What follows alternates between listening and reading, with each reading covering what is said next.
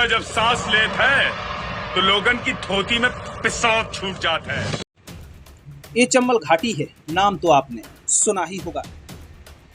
ये चंबल की धरती है, ऊंचे नीचे मिट्टी के टीले, कटीली झाड़ियां और दूर दूर तक सन्नाटा पसरा है।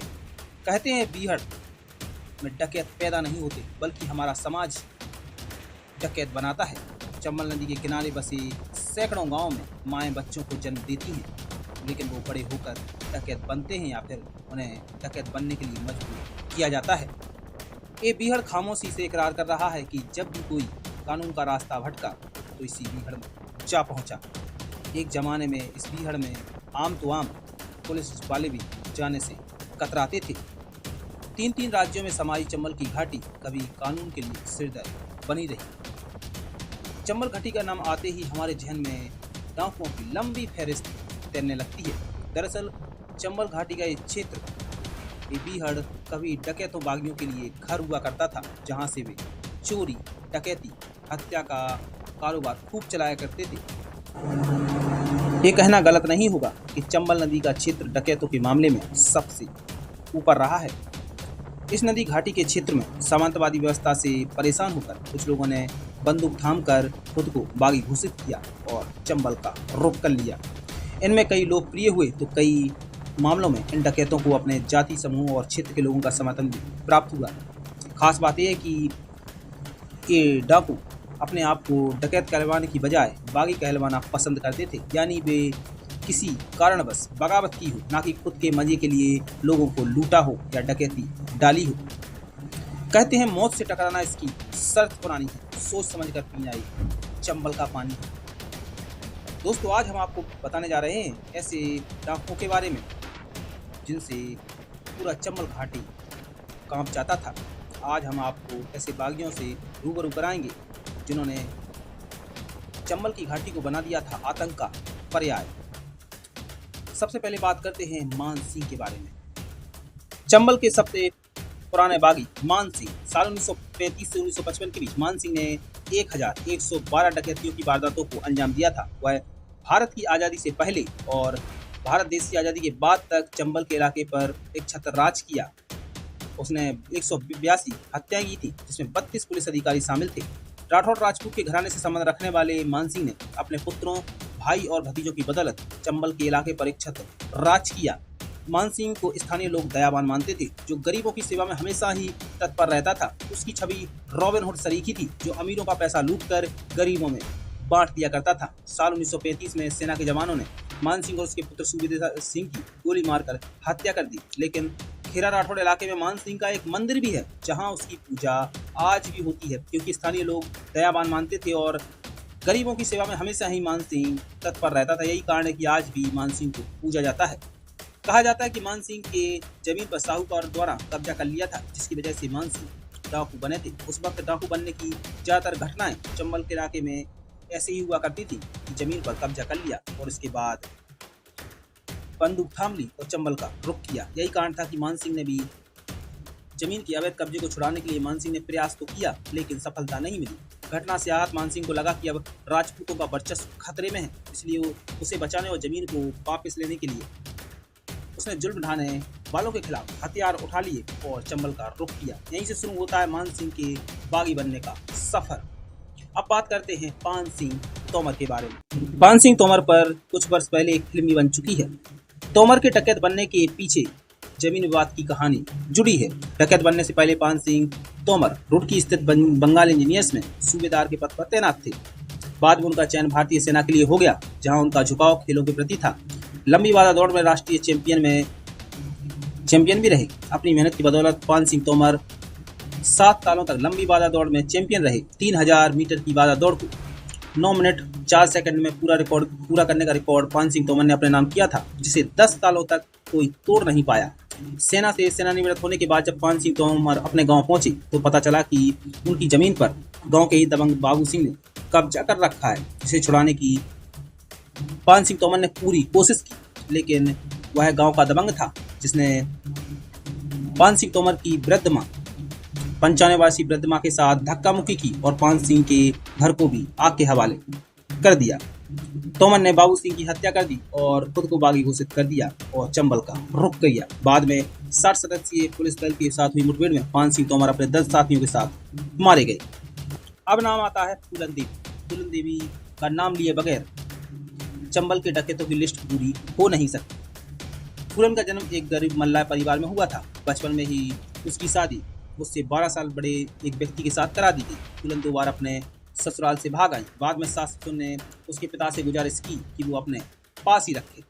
16 वर्ष के होने के बाद एक बार फिर से फूलन अपने ससुराल गई तो उसके सास ससुर ने और पति ने उसके साथ लड़ाई की और उन्होंने पास रखने से साफ इनकार कर दिया और अपमानित फूलन एक बार फिर से अपने घर लौट आई।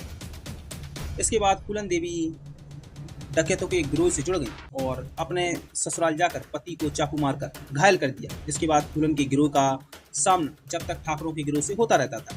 एक मुठभेड़ के दौरान फूलन को बंदी बना लिया और 3 सप्ताह तक कई लोगों ने उसके साथ दुष्कर्म किया। फूलन देवी ने इसका बदला लेते हुए एक रात में 22 लोगों की गोली मारकर हत्या कर दी थी। साल 1983 में फूलन ने समर्पण कर दिया और साल 1996 में फूलन देवी राजनीति से जुड़ गई और साल 2001 की 25 जुलाई को दिल्ली में 3 लोगों ने उसकी हत्या कर दी। भले ही फूलन देवी चंबल को छोड़कर सांसद बन चुकी थी, दिल्ली में रह रही थी, लेकिन लगता है कि फूलन देवी का जो चंबल की परछाई है, फूलन देवी का कभी साथ नहीं छोड़ा था। यही कारण था कि साल 2001 में फूलन देवी की हत्या कर दी गई थी। अब बात करते हैं जगजीवन परिहार के बारे में। उत्तर प्रदेश के कोरेला गांव में जगजीवन परिहार ने एक ब्राह्मण परिवार के मुखिया की हत्या कर दी थी। इस घटना के बाद वह डकैत सलीम गुर्जर के गिरोह के साथ जुड़ गया था। कुछ दिनों तक सलीम के साथ रहा। इसके बाद अनबन होने की वजह से परिहार ने अपना एक अलग गिरोह बना लिया। अपना गिरोह बनाने से पहले परिहार मध्य प्रदेश पुलिस के लिए मुखबिरी का काम किया करता था। परिहार को दबोचना स्थानीय पुलिस प्रशासन के लिए एक बहुत बड़ा चुनौती भरा काम था, क्योंकि उसे ग्वालियर और भिंड क्षेत्र के लोगों का समर्थन प्राप्त था। जगजीवन परिहार ने प्रण लिया था कि वह अपनी पूरी जिंदगी में 101 लोगों की हत्या करेगा, लेकिन वह ऐसा नहीं कर सका। साल 2007 के मार्च महीने में एक पुलिस मुठभेड़ के दौरान परिहार को मार गिराया गया। इस घटना में एक इंस्पेक्टर की भी मौत हो गई थी। अब बात करते हैं चंबल की पहली महिला डकैत के बारे में। माना जाता है कि पुतलीबाई चंबल की प्रथम महिला डकैत थी। उपलब्ध दस्तावेजों के मुताबिक पुतलीबाई एक नर्तकी थी, यानी नृत्य करने वाली, जिसका अपहरण सुल्ताना डाकू ने कर लिया था। पुलिस के दबाव की वजह से वह मुखबिर के रूप में काम करने लगी और डकैतों के पास वह वापस चली गई। बाद में पुतलीबाई को सुल्ताना से प्यार हो गया और उसने 2 बच्चों को जन्म दिया। इसके बाद पुलिस के साथ हुई एक मुठभेड़ के दौरान उसके पति सुल्ताना की मौत हो गई। इस घटना के बाद पुतलीबाई ने गिरोह की कमान अपने हाथों में ले ली। करीब 3 सालों तक उसने चंबल घाटी के क्षेत्र में हत्या, अपहरण और फिरौती की घटनाओं को अंजाम देकर अपना दबदबा कायम रखा। इस क्षेत्र के दतिया गांव में पुतलीबाई ने एक ही रात में 11 लोगों की हत्या कर दी थी और 5 लोगों को बुरी तरह घायल कर दिया था। दरअसल पुतलीबाई को शक था कि दतिया के लोग उसके बारे में पुलिस को सूचना देते थे। पुतलीबाई के गिरोह के 7 सदस्यों का अपहरण भी करके ले गए थे और पुतलीबाई को यही शक था कि दतिया के लोग उसके बारे में पुलिस को सूचना देते हैं और इसकी वजह से उसने एक ही रात में 11 लोगों को गोलियों से भून दिया था। बाद में एक मुठभेड़ के दौरान पुतलीबाई अपने प्रेमी कल्ला गुर्जर के साथ मारी गई। अब बात करते हैं मलखान सिंह के बारे में। मलखान सिंह के डकैत और फिर डकैत से सामान आदि बनने की कहानी बेहद दिलचस्प है। मलखान सिंह ने अपने गांव के सरपंच पर आरोप लगाया था कि उसने मंदिर की जमीन हड़प ली है और जब मलखान सिंह ने इस घटना का विरोध किया तो सरपंच ने गिरफ्तार करवा दिया और मलखान सिंह के मित्र की हत्या करवा दी। माना जाता है कि वह सरपंच एक मंत्री का करीबी था और पुलिस उस तक नहीं पहुंच सकती थी और इसके रोषस्वरूप मलखान सिंह ने बंदूक उठा ली और चंबल का रुख कर लिया। साल 1982 में मलखान सिंह ने अपने गिरोह के अन्य साथियों के साथ मुख्यमंत्री अर्जुन सिंह के सामने आत्मसमर्पण कर दिया। सरकार ने मलखान और उसके गिरोह के अन्य साथियों को समाज की मुख्यधारा में लाने की पूरी कोशिश की। उसे भूदान आंदोलन के तहत जमीन भी दे दी ताकि वह सामान्य आदमी के रूप में अपना गुजर बसर कर सके। बाद में मलखान सिंह ने पंचायत चुनाव लड़ा और उसमें जीत भी हासिल की। साल 2014 के चुनाव में मलखान सिंह ने भारतीय जनता पार्टी के पक्ष में यह कहते हुए चुनाव प्रचार किया था कि वह कांग्रेस सरकार के राज में डकैत बनने के लिए बाध्य हुआ था। वहीं साल 2016 में जो हमारे देश में नोटबंदी हुई थी, उसी दौरान मलखान सिंह को ग्वालियर में नोटबंदी के दौरान पैसे निकालते भी देखा गया था। तब सामान्य आदमी की तरह कंधे पर बंदूक टांगे बैंक की लाइन में खड़े देखा गया था। फिलहाल मलखान सिंह अपनी आम जिंदगी लोगों के साथ आराम से जी रहे हैं। अब बात करते हैं राम बाबू और दयाराम गडरिया। राम बाबू और दयाराम गडरिया भाई थे जो बाद में कुख्यात डकैत बन गए। मध्य प्रदेश की पुलिस ने उनके गिरोह को T1 यानी टारगेट 1 का नाम दिया था। यह गिरोह इस सफाई के साथ काम करता था कि पुलिस को यह तक पता नहीं था कि आखिर इस गिरोह के सदस्य कितने हैं। माना जाता है कि साल 1997 और 98 में रघुवीर गडरिया ने इस गिरोह को बनाया था। दरअसल रघुवीर की पत्नी उसे छोड़कर किसी अन्य व्यक्ति के साथ चली गई थी, जिससे नाराज रघुवीर ने अपनी पत्नी और उसके प्रेमी की हत्या कर दी और अपने भतीजों राम बाबू, दयाराम, विजय, प्रताप और गोपाल के साथ मिलकर एक अलग गिरोह बना लिया। साल 1999 में एक आपराधिक वारदात के दौरान गोली लगने से रघुवीर तो मारा गया, उसके साथ मारे जाने वाले 3 अन्य सदस्य भी थे। वहीं साल 2000 में इस गिरोह के कई सदस्य पुलिस के हत्थे चढ़ गए, लेकिन ये लोग साल 2001 में एक जेल से दूसरे जेल ले जाते वक्त पुलिस को झांसा देकर भाग निकले। साल 2006 के अगस्त महीने में एक मुठभेड़ के दौरान दयाराम की मौत हो गई। वहीं साल 2007 में राम बाबू एक मुठभेड़ के दौरान मारा गया। अब बात करते हैं एक ऐसे डकैत के बारे में जो शराब और शबाब का शौकीन माना जाता था। उसके गिरोह में कई खूबसूरत लड़कियां हुआ करती थी। कहते हैं कि नेवर सिंह गुज्जर कहा करता था कि मुहर लगा वरना गोली खा। एक दौर में चंबल के क्षेत्र में नेवर सिंह गुज्जर का एक ही नारा था कि हमें वोट दो नहीं तो गोली खाओ, मुहर लगा वरना गोली खा। इस तरह के नारे कभी चंबल क्षेत्र में गूंजा करते थे, लेकिन अब इस तरह के नारों पर विराम लग गया है, क्योंकि खूंखार डाकुओं के अंत ने इन पर विराम लगा दिया है। चंबल घाटी के इलाके में करीब 40 गांव में नेवर सिंह गुज्जर ने अपनी ही एक अलग सरकार बना रखी थी। उसके सिर पर सरकार ने 2.5 लाख रुपए का इनाम रखा था।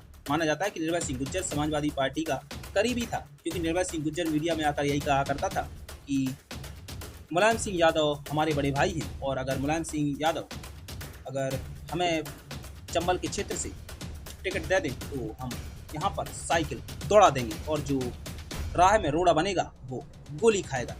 यही कारण है कि नेवर सिंह गुज्जर ने 40 गांव में अपनी ही सरकार बना रखी थी। अगर 40 गांव में किसी की भी लड़ाई होती थी, कुछ भी होता था, तो मामला नेवर सिंह गुज्जर के पास जाता था और वह जंगल में ही अपनी पंचायत लगाता था। 8 नवंबर 2005 को पुलिस के साथ एक मुठभेड़ के दौरान गुज्जर की मौत हो गई। नेवर सिंह गुज्जर को न केवल कई आपराधिक वारदातों के लिए जाना जाता था, बल्कि उसके गिरोह में कई खूबसूरत लड़की सदस्य भी थी।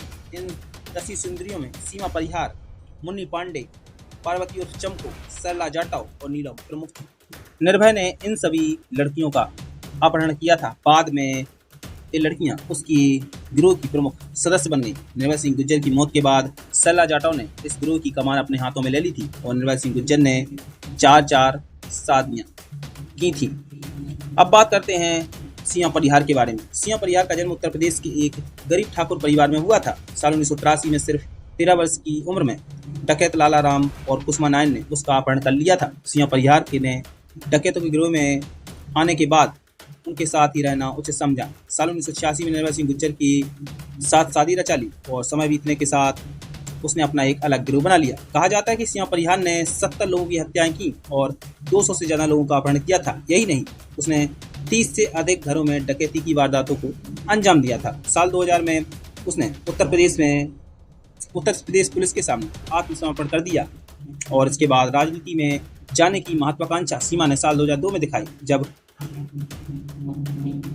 उत्तर प्रदेश के चुनाव में शिवसेना पार्टी का समर्थन किया था। वही साल 2006 में वह इंडियन जस्टिस पार्टी से जुड़ गई और साल 2008 के शुरू होते ही उन्होंने अपनी नई शुरुआत लोक जनशक्ति पार्टी की शुरुआत की। लेकिन इसी साल के अंत में सीमा ने लोक जनशक्ति पार्टी को अलविदा कहते हुए समाजवादी पार्टी का दामन थाम लिया। बाद में सीमा ने टीवी शो बिग बॉस में हिस्सा लिया। अब बात करते हैं सबसे दुर्दांत और खूंखार डकैत के बारे में। नाम है ददुआ, शिव कुमार पटेल और ददुआ। चंबल के क्षेत्र में आतंक का पर्याय था। 16 मई 1978 को 22 साल की उम्र में ददुआ ने पहली हत्या की थी। कहा जाता है कि उसने अपने पिता की हत्या का बदला लिया था। इस घटना के 1 घंटे बाद ही पुलिस ने उसे गिरफ्तार कर लिया था, लेकिन यह ददुआ की पहली और आखिरी गिरफ्तारी थी। जेल से छूटने के बाद ददुआ राजा रंगोली के गिरोह से जुड़ गया था। उसने वहां पर गया कुर्मी से आपराधिक गतिविधियां सीखी। राजा के गिरोह के सदस्य एक के बाद एक जब ढेर हो रहे थे, तभी ददुआ ने अपना अलग गिरोह बनाया और उसे कुर्मी समुदाय की सहानुभूति भी प्राप्त थी। साल 1986 में ददुआ ने एक व्यक्ति को पुलिस का मुखबिर बताकर हत्या कर दी। यही नहीं, उसने 9 अन्य लोगों को भी निर्ममता से मौत के घाट उतार दिया। प्रशासन द्वारा बढ़ती दबिश को देख ददुआ ने अपने परिवार के सदस्यों को राजनीति में लाना शुरू कर दिया। 22 जुलाई 2007 को ददुआ अपने गिरोह के अन्य साथियों के साथ पुलिस मुठभेड़ में मारा गया। अब बात करते हैं अनीसा बेगम के बारे में। अनीसा बेगम ने उत्तर प्रदेश और मध्य प्रदेश के कई इलाकों में डकैतियों की वारदातों को अंजाम दिया था। उसका लोगों में खौफ पैदा करने के लिए नाम ही काफी था। अनीसा बेगम के बारे में कहा जाता है कि वह कोई भी हथियार आसानी से चला सकती थी। उसे न केवल लाठी चलाने का ज्ञान था, बल्कि बंदूक, राइफल, छुरी और बंदूकों से भी हमला करना जानती थी। अनीसा का जन्म जालौन जिले के रामपुरा गांव में हुआ था। उसके बारे में ज्यादा जानकारी उपलब्ध नहीं है कि वह डकैत कैसे बन गई, लेकिन यह जानकारी है कि वह सलीम गुर्जर के गिरोह की प्रतिष्ठित सदस्य थी। बाद में उसने सलीम गुर्जर से दूरी बनाते हुए अपना एक अलग गिरोह बना लिया था। तो दोस्तों, ये थे चंबल के खूंखार डकैत, जिनसे पूरा चंबल का बीहड़ कांपता था, या ये कहें कि इन डाकुओं ने बना दिया था चंबल घाटी को आतंक का पर्याय। लेकिन अब चंबल घाटी में कोई डकैत नहीं बसता। दोस्तों, उम्मीद करूंगा कि ये वीडियो आपको पसंद आया होगा। अगर आप भी किसी डकैत के बारे में जानना चाहते हैं तो कमेंट बॉक्स में नाम लिखें। अगला वीडियो हम जरूर बनाने की कोशिश करेंगे। अभी के लिए इतना ही। देश और दुनिया की तमाम बड़ी खबरों के लिए बने रहिए इंडिया स्पेशल के साथ। जय हिंद।